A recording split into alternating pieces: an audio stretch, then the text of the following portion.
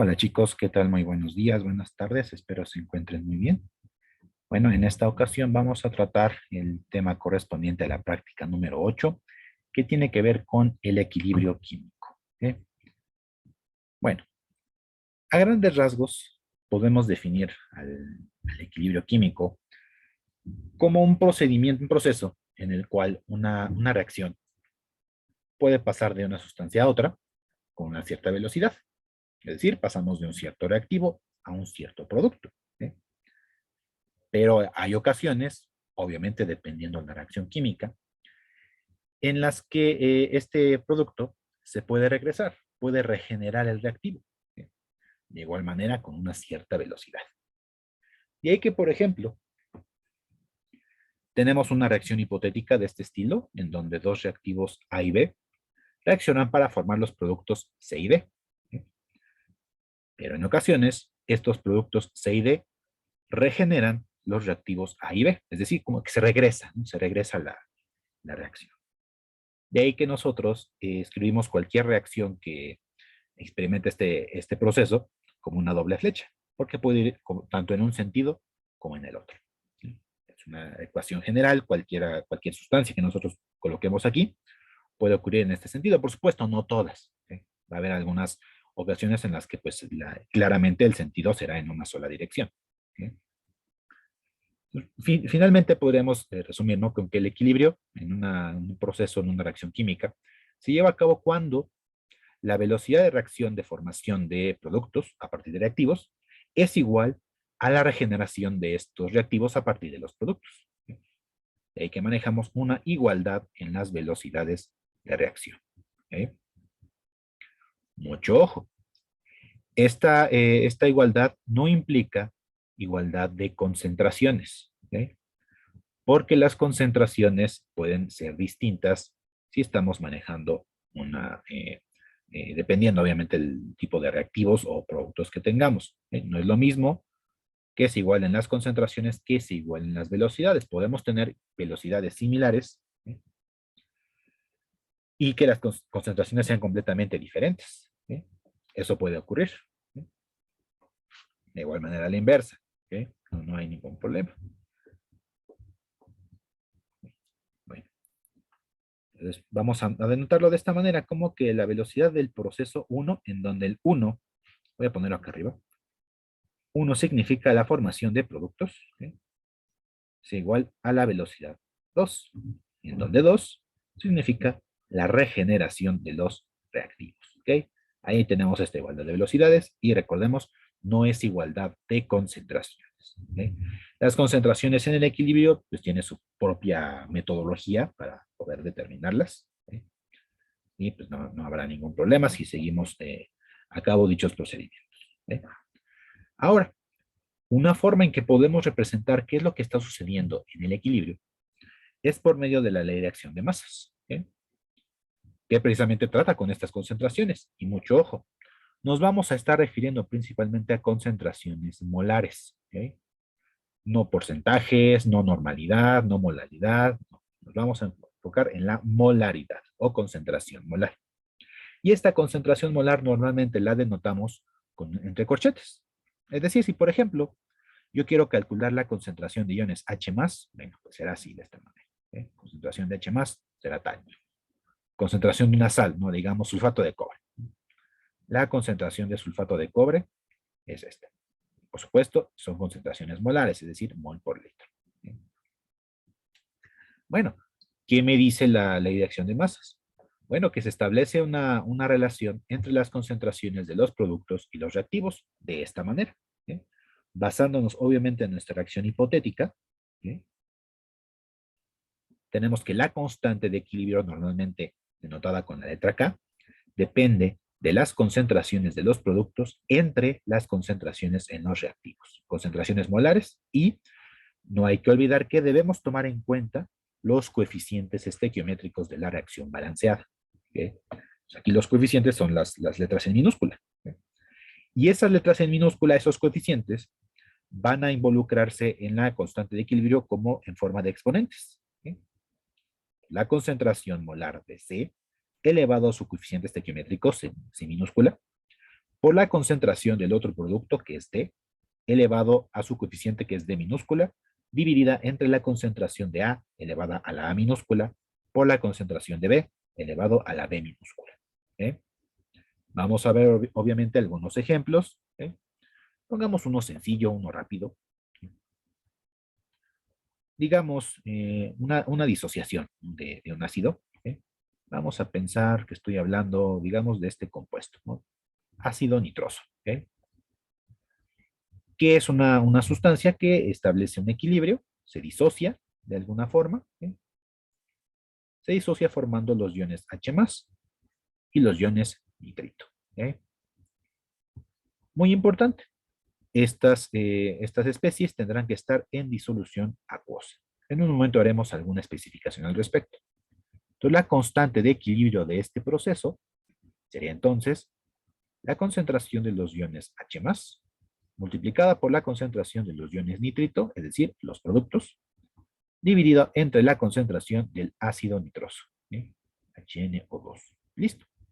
Como es una reacción en donde los coeficientes son 1 en todos los casos, pues no coloco ningún exponente.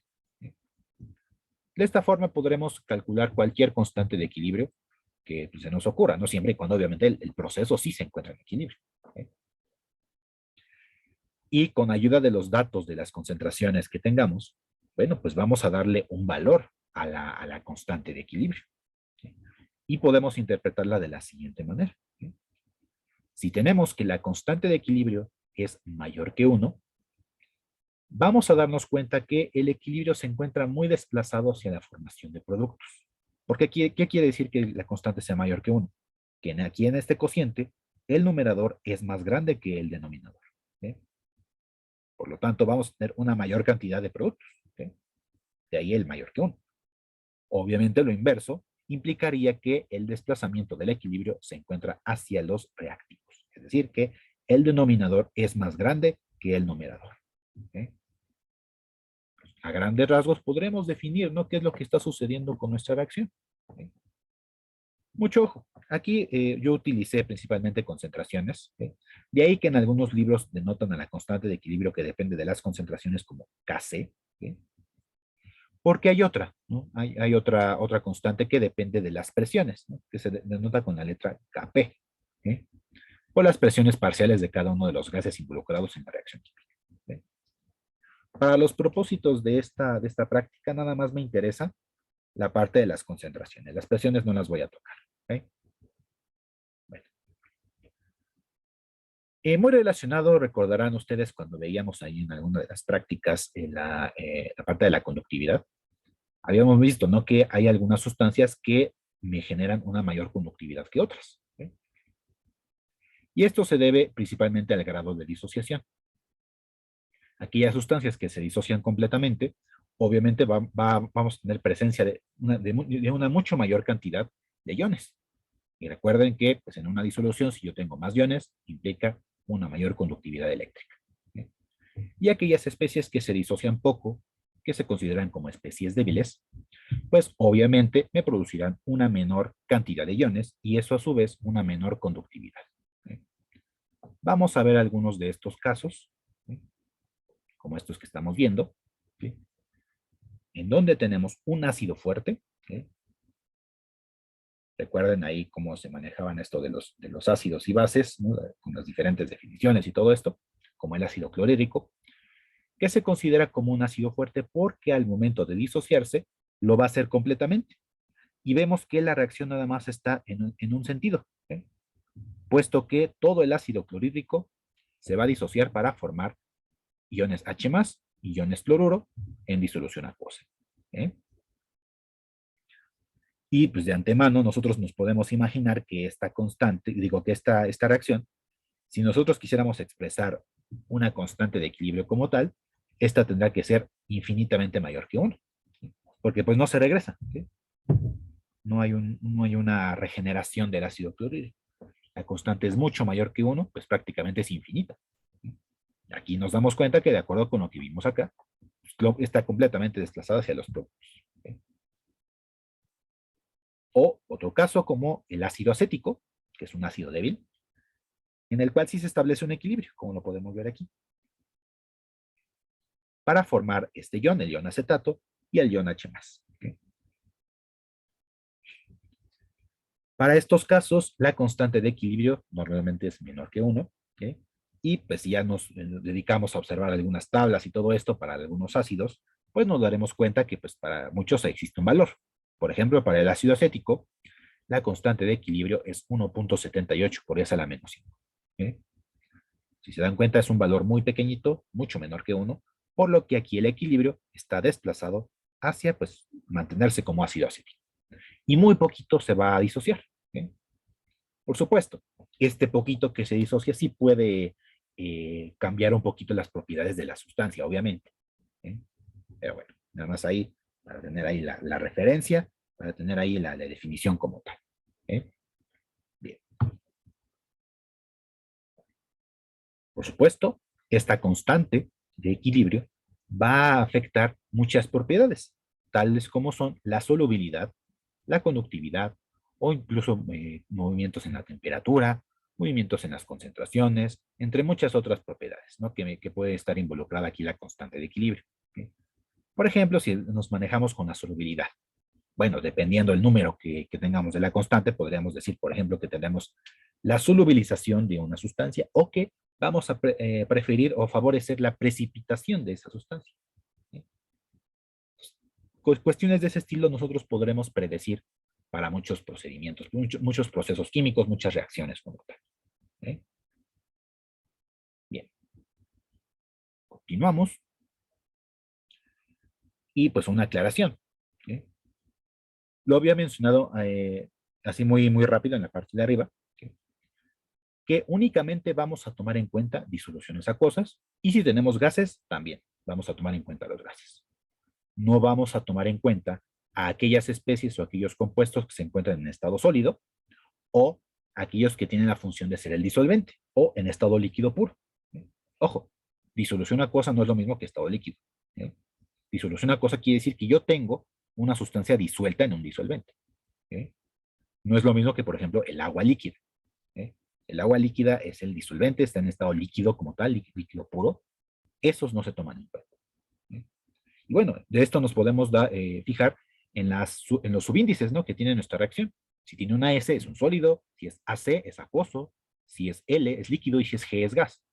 Con eso nos damos cuenta si lo vamos a poder tomar en cuenta o no en la constante de equilibrio. ¿Eh? Vamos a ver algunos ejemplos. ¿Eh? Por ejemplo, tenemos aquí esta reacción. ¿Eh? Nitrato de plomo 2. Vemos que está en disolución acuosa, es una sal soluble, que reacciona con una disolución, vemos ahí solución acuosa, de yoduro de potasio. ¿Bien? Perfecto. Entra en equilibrio, se forma entonces un sólido, un precipitado de yoduro de plomo 2 y una disolución acuosa de nitrato de potasio. ¿Okay? Si esta reacción entra en equilibrio, nosotros podemos escribir una constante, ¿okay? Por lo que podremos escribir, de acuerdo con la ley de acción de masas, recuerden, productos interreactivos, y tomando en cuenta que solamente escribimos las disoluciones acuosas y los gases, será la concentración molar de nitrato de potasio elevado al cuadrado, y nada más. El yoduro de plomo no lo tomamos en cuenta porque es un sólido, no lo escribo, ¿sí? Y lo voy a dividir entre los reactivos. Vemos que ambos están en disolución acuosa. Nitrato de plomo 2 sin ningún exponente, puesto que su coeficiente es 1, y yoduro de potasio elevado al cuadrado, puesto que el coeficiente es 2. ¿Sí? Y listo. Esta sería la expresión de la constante de equilibrio para este proceso. No estoy tomando en cuenta al yoduro de plomo. ¿Okay? Vámonos con otro ejemplo. Vemos aquí el fósforo elemental P4, que está en estado sólido, reacciona con cloro gaseoso. ¿Okay? Tenemos ahí en gas, para generar aquí este compuesto, el tricloruro de fósforo, que está en estado líquido. ¿Okay? Lo mismo. Líquidos y sólidos no los tomamos en cuenta, solamente a los gases y a las disoluciones acuosas. En este caso, únicamente podremos escribir al cloro. Tanto el tricloruro de fósforo como el fósforo elemental no los vamos a escribir en la constante. De tal forma que, por ejemplo, si aquí en los productos tengo puras especies que no puedo escribir, pues simplemente lo sustituyo con un 1 y no hay ningún problema. ¿Okay? Perfecto. Y lo voy a dividir entre la concentración molar de cloro elevado a la sexta potencia. ¿Okay? El fósforo tampoco lo escribo, puesto que es un sólido. Pues queda muy simple, ¿no? Aquí la constante de equilibrio. ¿Ok? Vamos a ver otro, no lo tengo aquí escrito, lo voy a poner acá. Vamos a poner, pues vamos a tratar con este, ¿no? Con el yoduro de plomo. ¿Bien? Entra en equilibrio, esto es un sólido, ¿sí? Para formar, por ejemplo, los iones de plomo, ¿sí? En disolución acuosa, más dos iones yoduro, ¿sí? Disolución acuosa. Bueno, pues la constante de equilibrio de esta reacción, pues sería la concentración de plomo 2, por la concentración de yoduro elevado al cuadrado, dividida entre 1, puesto que en reactivos nada más tengo un sólido. Listo, pues entre 1, listo, se acabó. Ya tengo ahí escrita la constante de equilibrio. Ustedes pueden practicar, ¿no? Así, escribiendo distintas constantes de equilibrio, pueden buscar en distintos libros, ahí pues, no hay límite al respecto, en sitios web, videos, etcétera, que traten distintas reacciones que se encuentran en equilibrio para que ustedes puedan formular la constante y puedan practicar esta parte. ¿Okay? No hay problema. Si tenemos iones, así como en este caso, no hay problema, también lo escribimos como disolución acuosa, eso no cambia. ¿Okay? Bien. Ahora bien, una vez que nosotros ya definimos qué es lo que está ocurriendo en el equilibrio, es decir, se igualan las velocidades tanto en un sentido como en el otro, considerando que un equilibrio no implica concentraciones iguales, vamos a ver lo que ocurre cuando empezamos a modificar ciertas condiciones que me pueden modificar el equilibrio. Por ejemplo, ¿qué pasa si yo empiezo a cambiar concentraciones? ¿Qué pasa si yo empiezo a cambiar temperatura o presión? Por ejemplo, nos vamos a dar cuenta que las constantes de equilibrio se pueden ver modificadas de muy gran manera, de grande manera. Si yo, por ejemplo, caliento o enfrío, ¿no? el proceso, la reacción como tal. Puedo hacer que incluso, ¿no? Que el sentido de la reacción se invierta, ¿no? Si originalmente mi equilibrio estaba desplazado hacia productos, ¿qué tal si calentando o enfriando? Puedo cambiarlo hacia los reactivos, ¿no? Puede ser. O también cambiando las concentraciones, ¿no? ¿Qué pasa si, por ejemplo, aquí, en esta reacción de yoduro de plomo, qué pasa si yo empiezo a variar la concentración de nitrato de potasio? Bueno, pues puedo modificar el sentido del equilibrio. Si originalmente estaba desplazado hacia reactivos, pues ¿qué pasa si ahora se hace productos? No lo sé. Vamos a estudiarlo con un poquito más de detalle. ¿Sí? Para esto, vamos a utilizar lo que se conoce como el principio de Le Chatelier, ¿sí? El cual me dice a grandes rasgos que si yo perturbo un sistema, por perturbación me estoy refiriendo a cualquier modificación que le haga, cambio o disminuyo presión, modifico concentración, cambio de temperatura, etcétera. Esto es cualquier cosa que yo le haga al sistema de la reacción química se considera una perturbación. ¿Sí? Bueno, cualquier perturbación que yo haga al sistema, bueno, el sistema va a hacer lo posible para disminuir el efecto de estas perturbaciones, modificando el sentido del equilibrio. ¿Sí? Es decir, lo podemos ver como una serie de pasos. Perturbo el equilibrio. Cambio de concentración, caliento, enfrío, aumento presión, disminuyo volumen, etcétera. ¿Sí? El sistema lo va a resentir, va a reaccionar de tal forma que pues, va a tratar de disminuir los efectos de esta perturbación, ¿sí? Modificándose, es decir, desplazándose hacia un sentido o hacia el otro, con el fin de que se recupere. Y una vez que se recupera, finalmente se va a restablecer el equilibrio. ¿Sí? Tal vez queda un poquito abstracto. ¿Sí? De esta manera vamos a ver distintos factores que pueden modificar el equilibrio y vamos a ver los efectos que pueden resultar de esto. ¿Sí? Bien. Vamos a revisar principalmente estos tres cambios, estas tres perturbaciones, como la concentración, la presión o volumen, que pues van muy relacionados, ¿no? Porque si yo aumento presión, voy a disminuir volumen, ¿no? Y al revés. Y también un cambio en la temperatura. Vamos a revisar estos tres factores que me modifican el equilibrio. ¿Sí? Y para esto voy a utilizar este ejemplo, esta reacción, la formación de amoníaco a partir de nitrógeno e hidrógeno gaseosos. ¿Sí?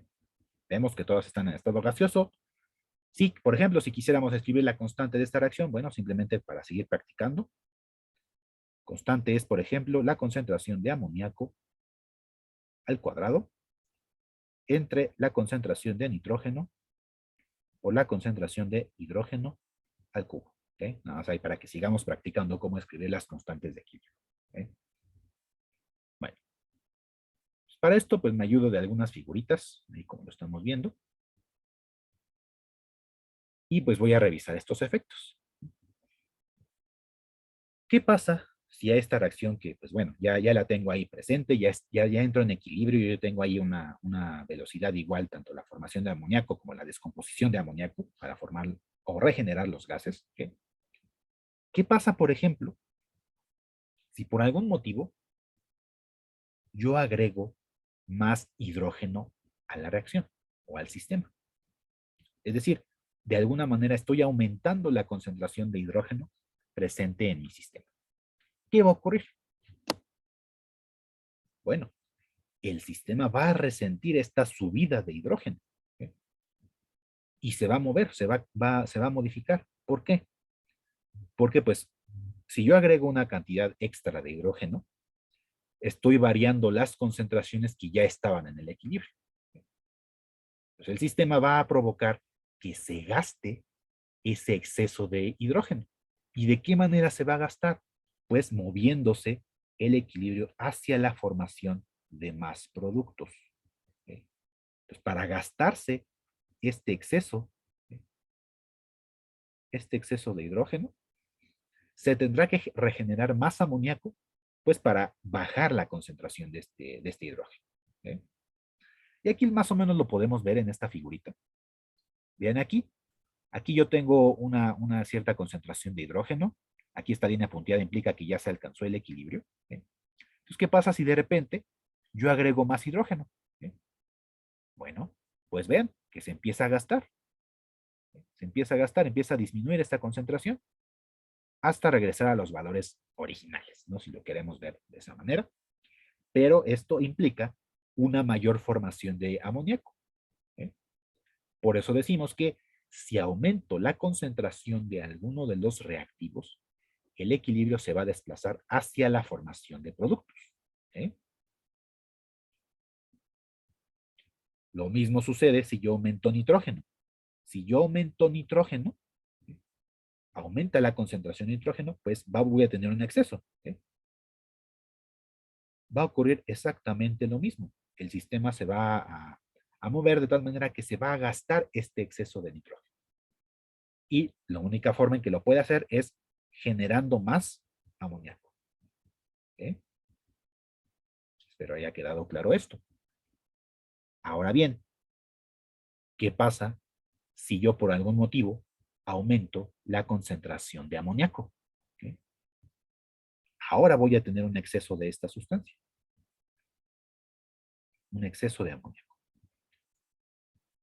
Este amoníaco pues provendrá de algún otro sistema, de alguna otra reacción, etcétera. Pero si yo le meto amoníaco aquí a mi sistema, ¿qué va a pasar? Bueno, lo mismo.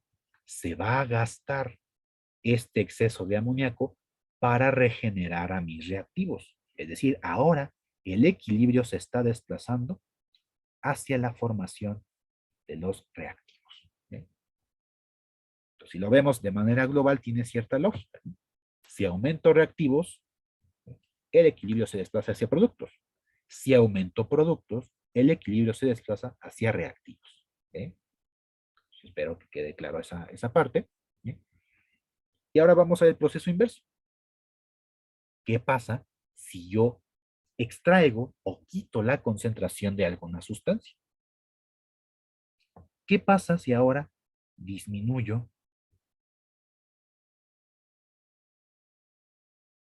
la cantidad de hidrógeno? ¿Sí? Bajo la concentración.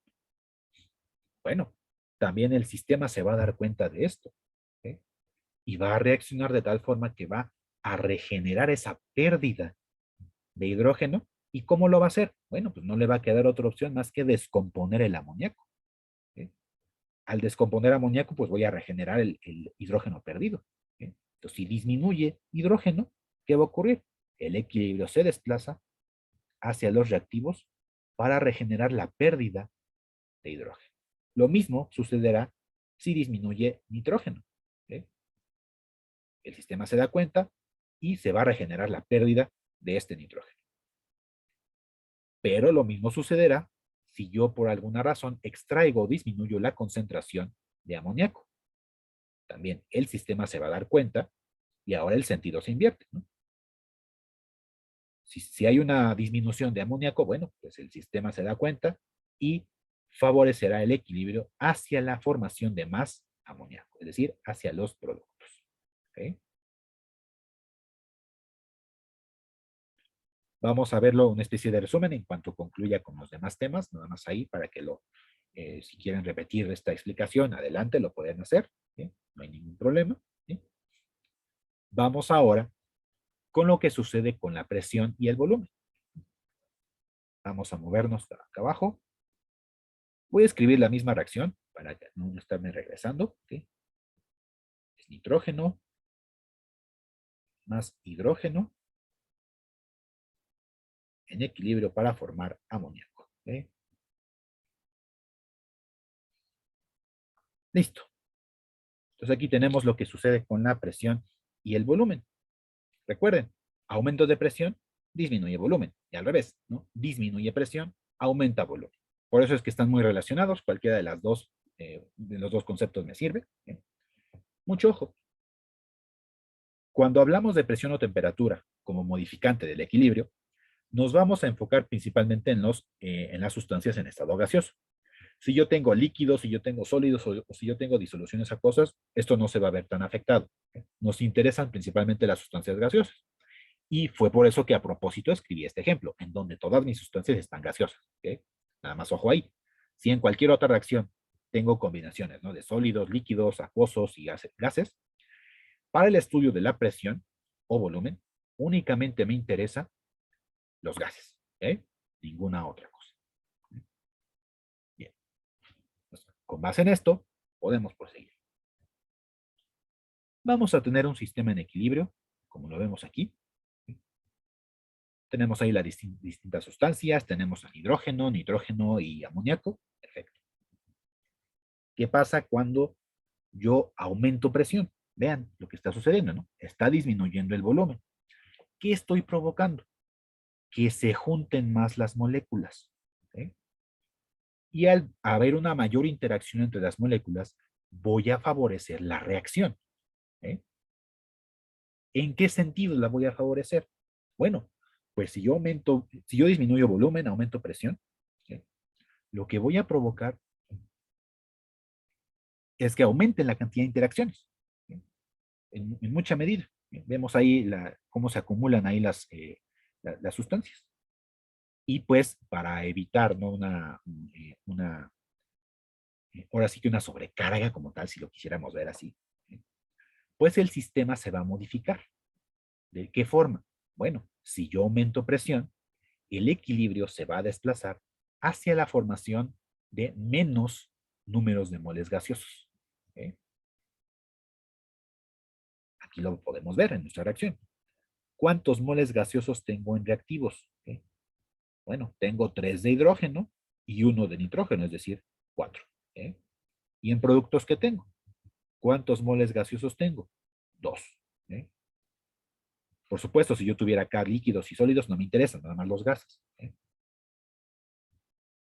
Por lo que al aumentar la presión, yo desplazo el equilibrio hacia la formación de menos número de moles. Es decir, aumenta presión, el equilibrio se desplaza hacia los productos. ¿Okay? Mucho ojo, no se vayan con la finta de que siempre que aumento presión va hacia productos. No, va a depender de la reacción.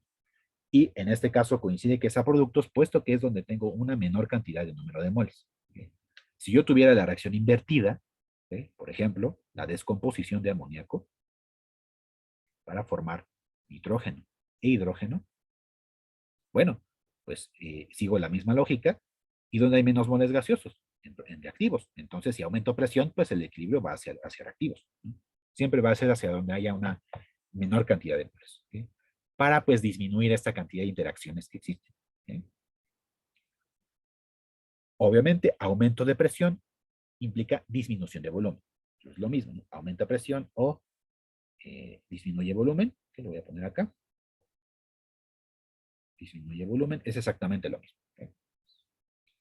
Y obviamente, si tenemos el proceso inverso, es decir, yo libero presión, yo bajo la presión o disminuyo, o aumento el volumen, aumento el volumen o baja la presión, tengo el efecto contrario. Las moléculas tienen más libertad. Y al tener más libertad, bueno, entonces se van a regenerar los donde haya más número de moles gaseosos. Vamos a ver esto. Disminuye presión o aumenta volumen. Bueno, pues el equilibrio ahora se va a desplazar hacia la formación de un mayor número de moles. En este caso específico, va a ser hacia los reactivos. Que nada más no olviden que estamos igual con el número de moles, no forzosamente va a suceder que a reactivo, no va a depender de la reacción. ¿Okay? En este ejemplo que estoy utilizando, sí será hacia reactivos, y en la reacción invertida, ¿okay? Acá en esta que está acá arriba, es hacia productos, ¿no? De acuerdo como está escrita la reacción como tal. ¿Okay? Nada más no pierdan eso de vista. ¿Okay? Entonces esto es lo que sucede con los cambios en la presión o el volumen. Vámonos con otros. Vamos a ver qué es lo que sucede ahora si yo cambio la temperatura. ¿Okay? Vámonos de este lado. Y escribo la misma reacción. ¿Okay? La formación de amoníaco a partir de hidrógeno y nitrógeno. ¿Okay? En equilibrio para formar amoníaco. ¿Okay? Acá que me hacía falta 2 y acá un 3. ¿Okay? Listo. El cambio en la temperatura es un poquito más complicado. Debemos conocer algunos otros parámetros que por supuesto ya ustedes ya habrán visto en su curso teórico, que se refiere principalmente a la entalpía. ¿Okay? La entalpía si tiene un valor positivo, es una reacción endotérmica. Si la entalpía tiene un valor negativo, es una reacción exotérmica. Y eso nos puede ayudar muchísimo. ¿Okay? También, obviamente, vamos a revisar eso rápidamente y también con base en el estudio de nuestras propias sustancias. ¿Okay? Porque, por ejemplo, si yo parto de una sustancia grande, si lo queremos ver así, para generar sustancias pequeñitas, ustedes se imaginarán, ¿no? Que yo debo agregar una cierta cantidad de energía para romper enlaces y generar las sustancias más simples. ¿Sí? Pues algo así puede ocurrir acá. ¿Sí? Por ejemplo, voy a tratar un caso hipotético, obviamente. Tengo aquí una serie de sustancias. Yo aumento la energía. ¿Sí? Aumento la energía de esta sustancia, pues voy a favorecer que se separen. ¿Sí? ¿Sí? Este proceso lo podríamos considerar como un proceso endotérmico. ¿Sí?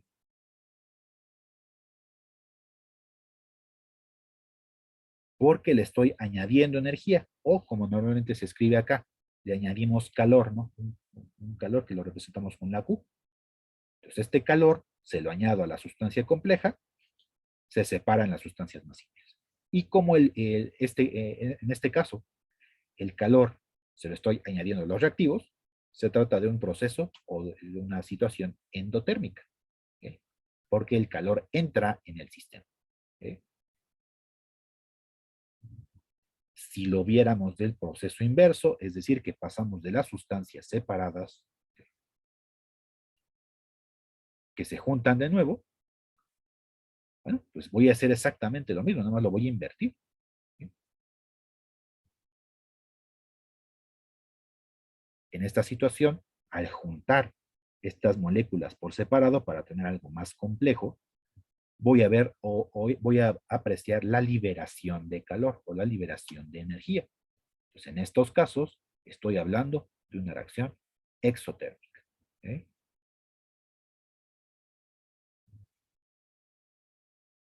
De esto también pudieron haberse percatado cuando hicieron la práctica de la preparación de las disoluciones. ¿Ok? Había algunas que se calentaban y algunas otras que se enfriaban, precisamente debido a esto. ¿Ok? Ahora, trasladándonos al ejemplo de la formación de amoníaco, ¿qué tipo podemos predecir qué tipo de reacciones? ¿Dónde tengo las sustancias simples? ¿Dónde tengo las sustancias complejas? Nos podemos dar cuenta que el amoníaco es la sustancia compleja, ¿sí? Y el hidrógeno y nitrógeno son las sustancias más simples. Entonces, si dan cuenta, estamos en una situación como esta. ¿Sí? Es decir, que este proceso es exotérmico. ¿Sí? Libera calor. ¿Sí? Obviamente, si yo quiero descomponer al amoníaco en sus gases individuales, es decir, tengo esto, amoníaco, para formar tanto hidrógeno como nitrógeno, pues yo requiero añadir calor. ¿Okay? Y esto pues ya cambia el sentido de la reacción. ¿Okay? Aquí es una reacción exotérmica porque libera calor y acá es una reacción endotérmica. ¿Okay? Ruptura de enlaces, requiero energía endotérmica. Formación de enlaces, ¿okay? Libero energía exotérmica. ¿Okay? Bien. Ahora, ya que entendimos esto, ¿cuál es el efecto de la temperatura? Obviamente al aumentar temperatura, aumentó el calor, aumentó Q. ¿Okay? Y con esto en mente, nos podríamos regresar al caso de la concentración, ¿okay? Porque sigue exactamente la misma lógica. Si en una reacción endotérmica, como en este caso, aumento el calor, ¿qué va a pasar? Es como si estuviera aumentando la concentración del calor. Si aumento el calor, bueno, el equilibrio se desplaza hacia productos. Porque el calor está formando parte de los reactivos. Si aumento su concentración, bueno, si aumento temperatura, perfecto, aumenta hacia productos. Si yo enfrío una reacción endotérmica, es decir, estoy disminuyendo la concentración de calor, bueno, pues entonces el equilibrio se desplaza hacia la regeneración de ese calor. ¿Okay? Esto es en una endotérmica. ¿Qué pasa en una exotérmica? Si yo la caliento en una exotérmica, bueno, el calor yo lo tengo en productos. Entonces, si yo caliento, bueno, desplazo el equilibrio hacia reactivos, porque el calor está en mis productos. Y si yo enfrío una reacción exotérmica, bueno, si yo enfrío estoy disminuyendo la concentración de calor, bueno, pues voy a regenerar este calor. ¿Okay? Espero haya quedado claro este ejemplo. Lo podemos ver aquí con esta figurita también, en donde que estamos viendo. Es esta reacción, no sé si alcanza a ver, si no la voy a escribir acá abajo. Se trata de la descomposición del tetraóxido de dinitrógeno para formar dos moléculas del dióxido de nitrógeno. ¿Okay? Aquí la característica de esta reacción es que es muy simple al momento de, si lo queremos hacer el experimento visual, ¿okay? Es muy simple de darnos cuenta. El dióxido de nitrógeno tiene una coloración café. Déjenme utilizar aquí los colores, ¿okay? Para que no sean los... Bueno, tenemos ahí la figura, ¿no? Pero para explicitarlo un poco más, es de color café, ¿no? Aquí el dióxido de nitrógeno. Y el tetraóxido de nitrógeno es incoloro. ¿Okay? Lo voy a escribir, lo voy a dibujar de esta manera. Y siguiendo esta lógica, ¿no? De la ruptura y formación de enlaces, bueno, ¿qué estoy representando aquí? La ruptura de enlaces, ¿no? Porque el tetraóxido de dinitrógeno es un compuesto un poquito más complejo y tenemos ahí dos moléculas del dióxido, que es más simple. Entonces, en este caso se trata de una reacción endotérmica. ¿Okay? Bien. ¿Qué pasa si yo caliento este sistema? Si yo caliento, aumento la concentración del calor, desplazo el equilibrio hacia la formación del dióxido. Es decir, que vamos a observar un cambio de coloración, obviamente de incoloro, hacia un café. ¿Okay? Si yo enfrío este sistema, pues obviamente observaré el proceso inverso. Observaré la decoloración del sistema. Pasa de un café a un transparente, completamente. ¿Okay? Y aquí lo podemos ver con estas figuritas. Entonces, muchas veces nos podemos dar cuenta de todo esto con los cambios en la coloración, como va a ser uno de los ejercicios para este informe. Ahí nos podremos dar cuenta de todo esto. ¿Sí? Bien, a manera de resumen, ahora sí, vámonos de este lado y tengo todo completamente detallado acá. Que espero les quede claro a ustedes, ¿no? Que sea como una especie de ayuda. ¿Sí?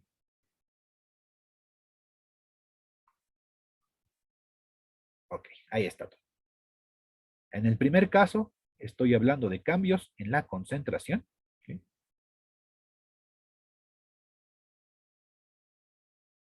En el segundo, estoy hablando de cambios en la presión o el volumen.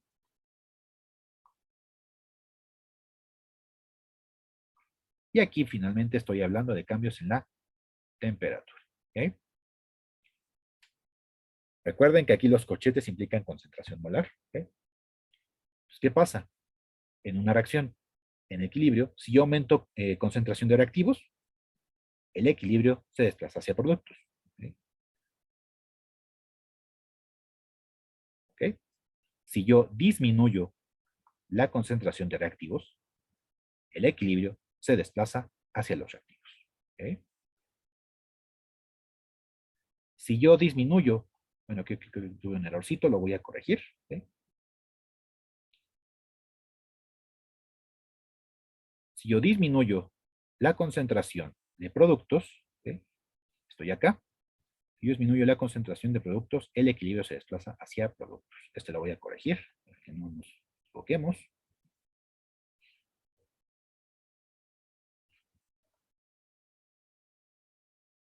Ahora sí. ¿Okay? Si yo aumento la concentración de productos, el equilibrio se desplaza hacia los reactivos. ¿Okay? Si yo disminuyo la concentración de productos, el equilibrio se desplaza hacia los productos. ¿Okay? Pues nada más ahí, tómenlo en cuenta.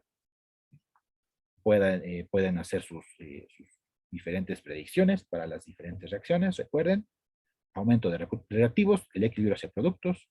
Aumento de productos, el equilibrio hacia reactivos. Disminución de reactivos, el equilibrio hacia reactivos. Y disminución de productos, el equilibrio hacia productos. ¿Okay? Esto es lo que ocurre con los cambios en la concentración. ¿Okay? Vámonos ahora con el volumen. Presión aumenta o volumen disminuye, que es lo mismo. El equilibrio, aquí no pongo hacia productos o reactivos porque va a depender de la reacción. Entonces el equilibrio se va a desplazar hacia el menor número de moles gaseosos. ¿Okay?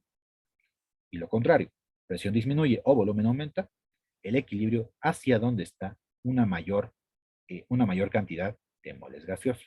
¿Okay? De acuerdo con lo que veíamos, esto de la libertad, ¿no? de las sustancias en el sistema. ¿Okay? Vamos ahora con la temperatura. Si yo aumento la temperatura de un proceso endotérmico, el equilibrio va hacia productos. ¿Por qué? Porque el calor, la energía, está en reactivos. ¿Eh?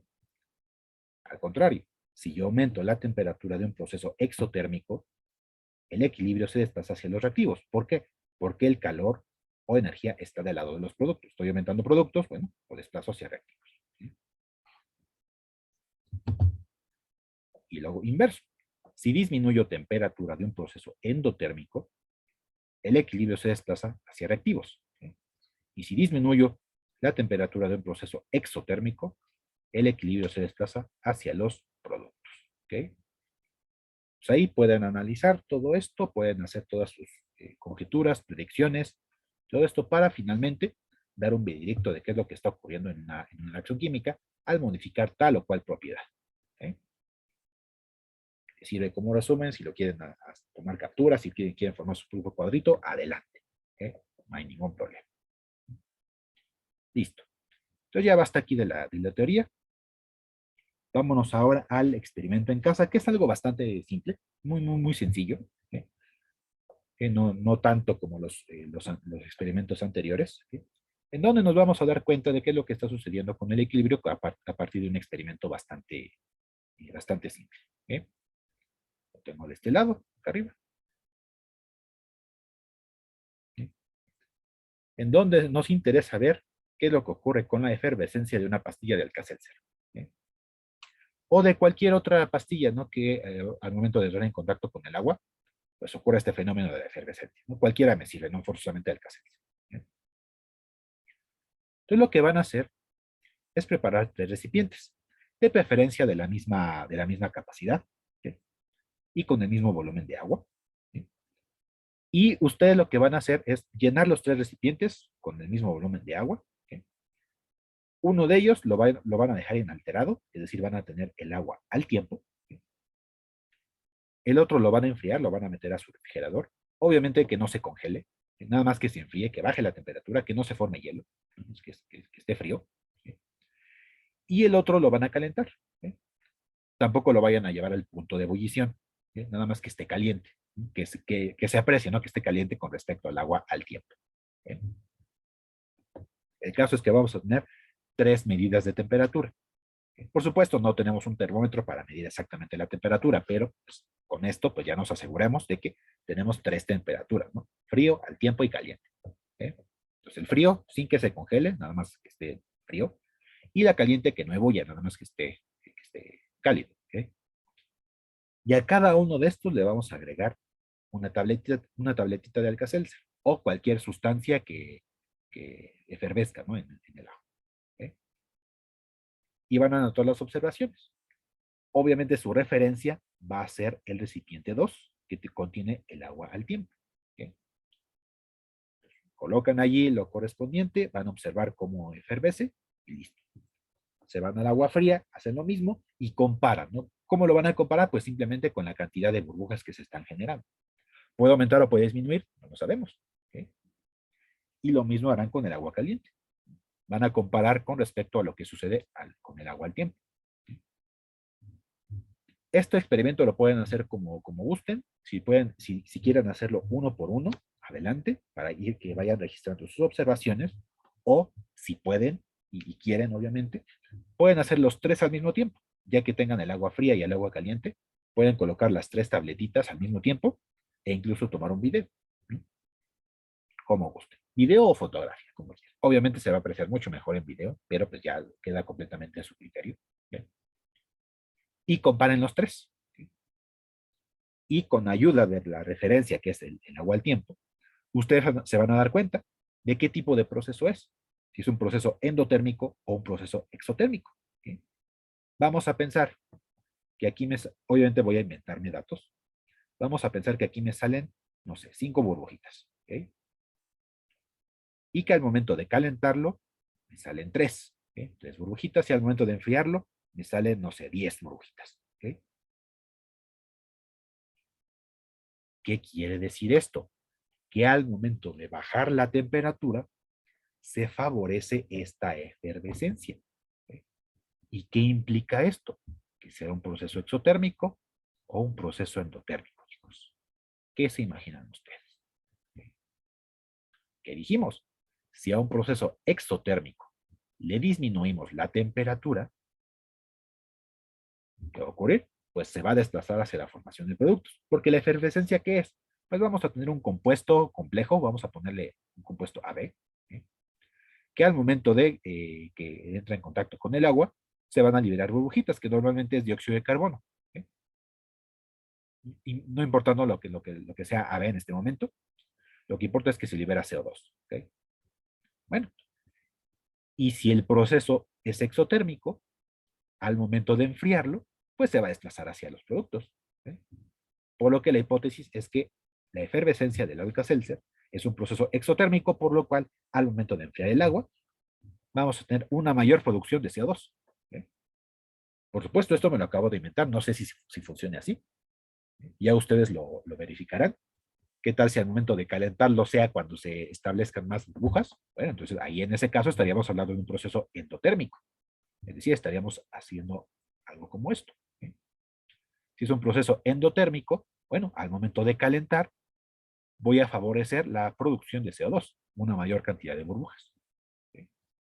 Bueno, pues ya ustedes harán lo correspondiente, harán el experimento para que me digan si la efervescencia del Alka-Seltzer es un proceso endotérmico o exotérmico. ¿Sí?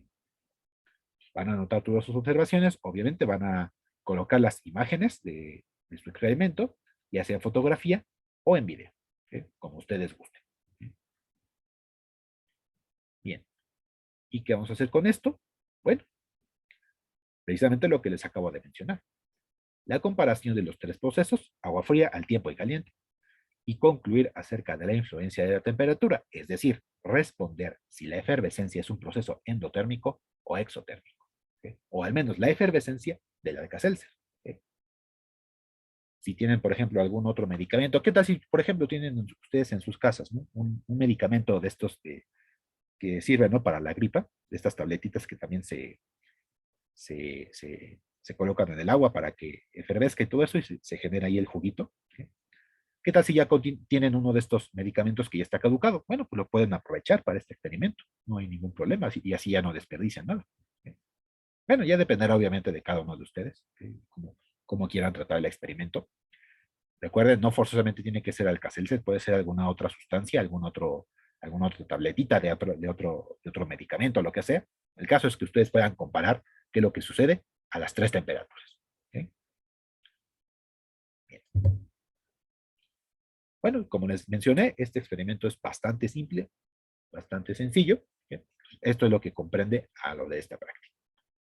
Y como siempre, después del experimento, viene la parte del simulador. ¿Sí? Vamos a ver qué simulador es el que tenemos de este lado. Y acá lo tenemos. ¿Sí? Es un simulador en donde podemos ver qué es lo que está sucediendo con el equilibrio, porque recordemos lo que dijimos al inicio. Tendremos especies fuertes, especies débiles.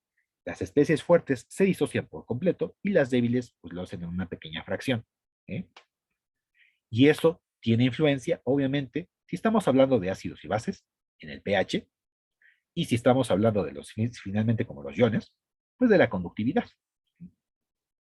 Entonces, en este primer simulador, en esta primera pestaña del simulador, vamos a explorar todo esto. ¿Sí? Ustedes van a comparar, ¿no? Diferentes tipos de disoluciones. Tienen el agua, tienen un ácido fuerte, ácido débil, base fuerte, base débil. ¿Sí? Y aquí vamos a tener las distintas herramientas. Esta es para medir el pH. ¿Sí? Esta también es una, ¿cómo se llama? Una tira de papel indicador, que de acuerdo con la coloración que nos dé, pues bueno, ya tendremos que definir, ¿no? Si es un ácido o si es una base. ¿Sí? Y aquí tenemos un foquito. ¿Sí? Este foquito nos va a dar indicio, obviamente, de la conductividad. Y aquí que podremos determinar, simplemente con lo que sabemos, que una especie fuerte va a tener una mucho mayor conductividad que una especie débil. ¿Sí? Entonces vamos a ver que el foco se enciende más. ¿Sí? ¿Sí? Entonces aquí esta primera parte del simulador se trata de esto, de que ustedes practiquen, ¿no? Que exploren todo lo que está sucediendo antes de pasar al simulador real como tal, para que puedan darse cuenta de lo que ocurre, ¿no? Con cada una de estos casos, ¿sí? Y verificar qué es lo que sucede con el pH y la conductividad. ¿Sí? Nada más es explorar y comparar, no hay más. Aquí no van a reportar nada más eh, que realizaron un experimento y ya se dieron cuenta de todo lo que está sucediendo. ¿Sí? Ahora sí, viene lo bueno, ¿sí? Que es en la siguiente parte del simulador. ¿Sí? Obviamente lo voy a mostrar aquí en mi navegador para que lo podamos verificar. ¿Sí? Ahora sí, viene la otra parte del simulador, que es en la otra pestañita. Estas pestañitas las encuentran acá. Esta de introducción es precisamente esto, para explorarlo. Y ahora nos vamos a ir a la que dice mi solución, para pasar a la siguiente parte. ¿Sí? Y aquí podremos ver que podemos medir el pH, podemos medir tanto un ácido como una base, y podemos modificar la concentración. ¿Sí? Y ahí nos da la escalita, ¿no? Nosotros podemos mover aquí esta barrita para tener la concentración que nosotros deseemos. ¿Sí? Y también qué tipo de ácido base es, si es un ácido débil o un ácido fuerte. ¿Sí? Perfecto, y ahí lo podremos modificar. ¿Sí? Por supuesto, para esto pues nos vamos a ir principalmente a los extremos, ¿no? Que sea un débil o fuerte, nada más. Que no vamos a ir haciendo tantas graduaciones, ¿no? De esta intensidad de las sustancias. Y con las condiciones que yo les propongo de este lado, que sea, bueno, digamos aquí, estudiar ácido fuerte, ácido débil, base débil, cada uno con concentraciones de 0.01 y 0.1, ustedes lo que van a hacer es registrar el valor de pH, ¿okay? Y registrar la conductividad, pero aquí no tenemos un medidor de conductividad, sino simplemente el foquito, por lo que ustedes nada más se van a basar en su percepción. Si ustedes consideran que la conductividad es muy fuerte, solamente fuerte, baja o muy baja, ¿okay? Va a depender de qué tanto se prende el foco. Claro, aquí se va a basar principalmente en su percepción. O sea, aquí no hay nada, no es que una respuesta esté mal. Por supuesto, comparativamente hablando, obviamente nos vamos a dar cuenta que las especies fuertes van a encender con mucho mayor medida el foco, ¿no? Que una especie débil. Es indicativo principal, ¿eh? Entonces, lo que van a hacer, vamos entonces al simulador para que lo conozcamos, sepamos cómo manejarlo y todo esto, y después vamos a lo que va a estar incluido en el informe, ¿eh? Pues dejo de compartir un momento acá, ¿okay?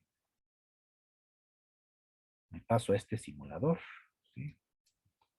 Unos segunditos.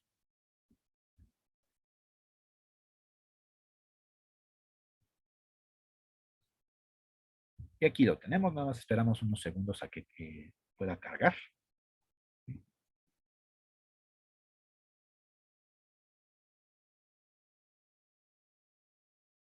A ver si no se tarda demasiado. Ahí va.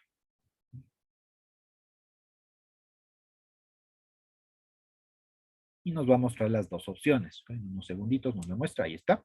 La parte de introducción, entonces vamos a revisarla rápidamente, nada más para que ustedes puedan explorar qué es lo que está sucediendo acá. Le vamos a dar allí. Ahí está. Aquí lo que pueden hacer simplemente es desplazar o arrastrar aquí el medidor de pH hacia el interior de la disolución. pH de 7, no estamos hablando de agua. ¿Qué pasa si le cambio a una base fuerte? Bueno, le voy a dar clic allí.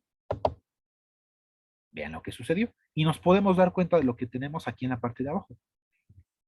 Es la disociación de un ácido. Y como vemos, la flecha está en un sentido. Es la disociación completa. ¿Sí? Tenemos una gran cantidad de iones presentes. Y ahí lo vemos, ¿no? Con el colorcito azul y rojo. Ahí vemos los diferentes iones presentes. Entonces eso nos da una mucho mayor conductividad. ¿Y cómo medimos esto? Bueno, pues nos desplazamos aquí al foquito. ¿Qué hacemos aquí? Pues simplemente arrastramos estos electrodos y vean lo que sucede con el foquito. Si lo comparamos con el agua, vamos a ver. Vean ahí que apenitas está liberando cierta cantidad de luz. Pues claramente, el ácido fuerte tiene una mucha mayor conductividad que el agua. ¿Sí? Tenemos ahí estos dos. Vamos a ver qué es lo que sucede aquí con la tira de papel pH. ¿Sí? Lo sumergimos y vemos ahí el valor. ¿Sí? Esta será tal vez entre 6 y 7, ¿no? Como ustedes lo perciban. Bueno, pues ahí ya tenemos ahí el valor. ¿Sí? ¿Qué pasa con el ácido fuerte? Bueno, sumergimos la tira de pH rojo completamente. Estamos tal vez entre 1 y 2, ¿no? Ya como ustedes lo vean. ¿Sí? Bueno, vamos ahora con un ácido débil. ¿Sí? Vean acá, ya estamos en un equilibrio. ¿Sí? No hay una disociación completa, es parcial. Y esto tiene efectos en el pH. Vean, estamos por ahí de 5 o 6. ¿Sí? Vamos a ver qué es lo que sucede con el indicador, digo, el medidor de pH, 4.5. En ácido fuerte que teníamos, 2. Aquí 4.5 no es tan ácido. Y vamos a ver ahora el foquito. Vean, ahí si lo comparamos con el ácido fuerte, claramente se ve la diferencia. Un ácido fuerte es mucho mayor la conductividad. ¿Okay? Bueno, vamos a ver qué pasa aquí con una base fuerte. También vemos claramente una mayor conductividad, una completa disociación. Vamos a ver qué es lo que pasa aquí con el pH. pH de 12. Y la tirita, vamos a ver. La sumergimos, la sacamos. pH, pues sí, entre 12 y 13, ¿no? Ahí está. ¿Sí? Vamos a ver qué sucede con una base débil. ¿Sí? Poquito. Vemos ahí que se ilumina poco. ¿Sí? pH 9.5 y con la tirita, vamos a ver. Pues sí, entre 9 y 10, ahí lo tenemos. ¿Sí? Esta pestañita del simulador es únicamente para que exploren, para que puedan manejarlo y todo esto, para que una vez que ya lo tengan bien dominado, ya se pasen al experimento como tal. ¿Sí? Vemos ahí también que está en equilibrio, es una base débil. ¿Sí? Bueno, estas otras opciones, ya si gustan modificarlas, adelante, no pasa nada. Aquí es nada más para que nos muestre aquí las moléculas del disolvente. ¿Sí? Aquí una gráfica, si quisiéramos medir concentraciones, ¿sí? Ahí los tenemos, ¿sí? Si les interesa, o simplemente que no nos muestre nada. ¿Sí?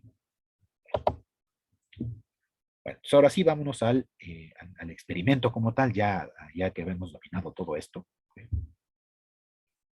Ahora sí. ¿Sí? ¿Qué les dije? Vamos a tratar ácidos y bases, tanto fuertes como débiles, y con dos concentraciones, 0.01 y 0.1. ¿Sí? No nos dejen de revisar. Acá. Listo.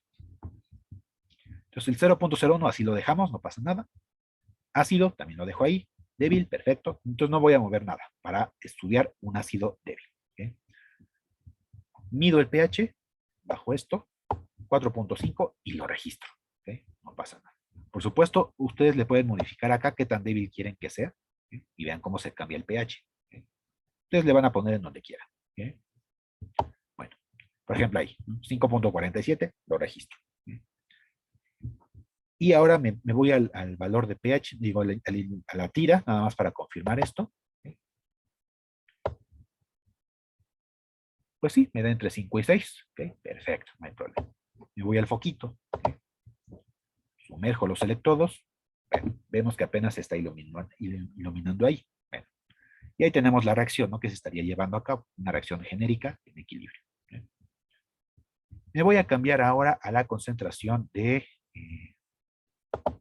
0.1. ¿Okay? Nada más le muevo acá. 0.1. Creo que me pasé un poquito, nada más le cambio. Ahí está, 0.1. Hago exactamente lo mismo. ¿Okay? pH, 4. ¿Okay? Tira, lo sumerjo, y sí, me da más o menos el 4. Y conductividad. ¿Okay? Sumerjo los electrodos. Vemos ahí que está un poquito más. Un poquito más porque estoy aumentando la concentración. Aunque sigue siendo débil. Que aquí no le modifiqué, si se dan cuenta. Nada más cambié la concentración. Y con cambiar la concentración puedo modificar también la conductividad. ¿Okay? Ahora vamos a hacer lo mismo, pero cambiarlo ahora aquí con fuerte. ¿Okay? Veamos ahí que la reacción va en un solo sentido y voy a hacer exactamente lo mismo. ¿Okay? pH, ¿okay? 2, lo registro, ¿okay? La tira, ¿okay? Rojo, ajá, entre 1 y 2, no hay problema, poquito. ¿Okay? Claramente vemos que es mucha mayor la intensidad, ¿no? de este ácido. ¿Okay? Muy bien, entonces ahora vamos a estudiar lo que sucede a una concentración de 0.1. ¿Okay? Vemos ahí cómo cambió en la parte de la izquierda, la figurita, cómo cambió la cantidad, ¿no? de los iones. ¿Okay? Lo mismo, foquito. Mucho mayor la intensidad, claramente lo vemos. La tira, ¿okay? Más rojo, ya está entre 0 y 1, tal vez. Y aquí el pH, vamos a ver, 1, un pH de 1. ¿Okay? Entonces todo esto, ustedes lo van a registrar en una tabla que en un momento les muestro. ¿Okay? Aquí lo hice únicamente para los ácidos. Por supuesto, ustedes lo tendrán que hacer también para las bases. ¿Okay? Nada más le cambian acá, para base, y listo. Repiten exactamente el mismo experimento. ¿Okay? Cambian concentración, cambian la intensidad y registran pH y conductividad. ¿Okay? Ahora sí, me regreso al Paint para que podamos analizar qué es lo que vamos a reportar. ¿Okay?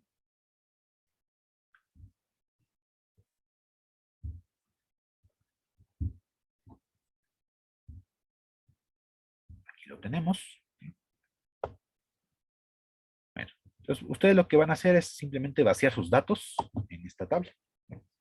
En donde tengo aquí la sustancia como ácido base y su intensidad como fuerte y débil, cada uno con sus diferentes concentraciones. 0.01 y 0.1. ¿Okay? Y ahí están todas las concentraciones para cada caso. Entonces, ustedes van a registrar aquí el valor de pH que les da ahí el aparatito que nosotros sumergimos. La tira nada más es para confirmar. Aquí Aquí no van a notar el color de la tira ni nada de eso, simplemente el valor de pH. Y la conductividad, de acuerdo con su criterio, con su percepción, de acuerdo si es muy fuerte, fuerte, bajo, muy bajo. ¿Okay? Es lo que van a notar aquí. Entonces todo eso lo van a concentrar, van a vaciar todos esos datos en esta tabla para que puedan hacer sus conclusiones respecto a qué es lo que está sucediendo con respecto al equilibrio, una especie fuerte, una especie débil, y su relación tanto con el pH con la conductividad. ¿Okay? Una especie fuerte sufre una disociación completa y una especie débil lo hará de manera parcial. ¿Okay? Y eso es lo que van a relacionar con todos estos valores que van a obtener. ¿Okay? Y finalmente, para el informe como tal, pues vamos a tener esto. ¿Okay? En primer lugar, pues obviamente las observaciones, fotografías o video del experimento en casa, ¿okay? De esto del Alka-Seltzer. ¿Okay? La tabla de datos del simulador, es decir, esta que les mostré arriba, ¿okay? Esta, ¿okay? Y este problemita, ¿okay? Para que nos demos cuenta qué es lo que está sucediendo con esta reacción. Pues, si se dan cuenta, es una reacción un poquito más complicada. ¿Okay? Tengo ahí diferentes sustancias, algunos iones, algunos líquidos, algunos gases, etcétera. ¿Okay? ¿Qué es lo que van a hacer? Van a escribir cuál es la expresión de la constante de equilibrio. ¿Okay? Nada más escribirla. No van a calcular nada ni nada. ¿Okay? Nada más escribirla, tomando en cuenta que nada más consideramos a las disoluciones en estado de disoluciones acuosas y a los gases. Sólidos y líquidos no me interesan. ¿Ok? Recuerden eso. Tenemos, ya está balanceada, para que no se preocupen por eso, nada más ahí escriben los exponentes de acuerdo con el coeficiente estequiométrico. ¿Okay? Ahora, les estoy colocando aquí que se trata de una reacción endotérmica, es decir, que el calor se encuentra del lado de los reactivos. ¿Okay? Nada más ahí para que esté claro. Siguiente, color cuando el tubo se coloca en hielo. ¿Por qué el color? Porque estas especies que les estoy escribiendo aquí en esta reacción presentan distinta coloración. Es una reacción que involucra el plutonio, ¿no? Es un elemento radiactivo, ¿sí? Que de acuerdo con su estado de oxidación puede variar la coloración. Aquí tenemos, por ejemplo, el plutonio 3 que es moradito, que es este. ¿Sí? Aquí no tenemos otro plutonio más que acá. Entonces lo que ustedes van a hacer aquí es calcular el estado de oxidación de este plutonio, para que ustedes lo puedan ubicar acá, si se trata del plutonio 4, plutonio 5, plutonio 6 o plutonio 7. ¿Okay? Van a calcular el estado de oxidación de ese plutonio para que lo puedan ubicar. ¿Okay? Y de esta manera ya tengan referencia visual de los colores. ¿Okay? Ahora bien, con esto, ustedes van a decir cuál es el color cuando el tubo se coloca en hielo. Recuerden, estamos hablando de una reacción endotérmica. Entonces, ¿qué sucede cuando baja la temperatura? Vamos a ver hacia dónde se modifica el equilibrio y con esto vamos a decir qué coloración tiene, morada o cualquier otra. ¿Okay? Lo mismo, el color cuando disminuye la presión. ¿Okay? Recuerden que la presión nada más afecta a los gases. ¿Okay? En este caso, si nos damos cuenta, nada más aquí afectaría al hidrógeno. Pero al modificarse el equilibrio por el cambio de presión, también vamos a ver un cambio en la coloración. Porque si aumenta la concentración de, bueno, obviamente va a depender de lo que tengamos acá, si aumenta la concentración de hidrógeno, bueno, nos moveremos hacia reactivos o productos y eso también nos va a dar el color de acuerdo con el tubo. Porque el tubo me indica la presencia de uno u otra especie de plutonio. ¿Okay? Acá, ¿cuál es el color? Cuando baja la concentración de iones H+. Este. ¿Qué sucede ahí? ¿Okay? ¿Cuál es el color? Cuando se agrega una disolución de esta especie de plutonio. Es decir, cuando aumentamos la concentración de este. ¿Qué sucede con el equilibrio y qué color va a adquirir? ¿Y cuál es el color cuando se extrae hidrógeno gaseoso? Cuando disminuimos la concentración de este hidrógeno gaseoso. ¿Okay? Y ahí, pues vamos a entonces ver los cambios de colores, ¿okay? Con ayuda de esta figurita. Espero les ayude un poquito más. ¿Okay? Y bueno, esta sería la pregunta correspondiente, bueno, las preguntas correspondientes a este informe. ¿Okay? Lo que ocurre con el simulador, lo que ocurre con el experimento de casa y estos incisos para esta pregunta. ¿Okay? Al menos para la práctica número 8. ¿Okay? Bueno, ya estamos a punto de concluir, nos faltan un par de prácticas más. ¿Okay? Ya tenemos ahí para que lo vayan considerando. ¿Okay? Recuerden que si queda alguna duda de alguno de los conceptos que se vieron el día de hoy. ¿Ok? O si tienen alguna duda acerca de este cuestionario, recuerden, me lo pueden preguntar por medio del grupo de Facebook y ahí lo haré sin ningún problema. ¿Ok? Bueno, entonces creo que es todo por el momento, chicos. Ya nos estaremos conectando ahí en el siguiente video para tratar lo de la práctica número 9 que tiene que ver con las reacciones de oxidación y reducción. ¿Ok? Bueno, hasta aquí lo dejamos en esta ocasión y espero que se encuentren muy bien. ¿Vale?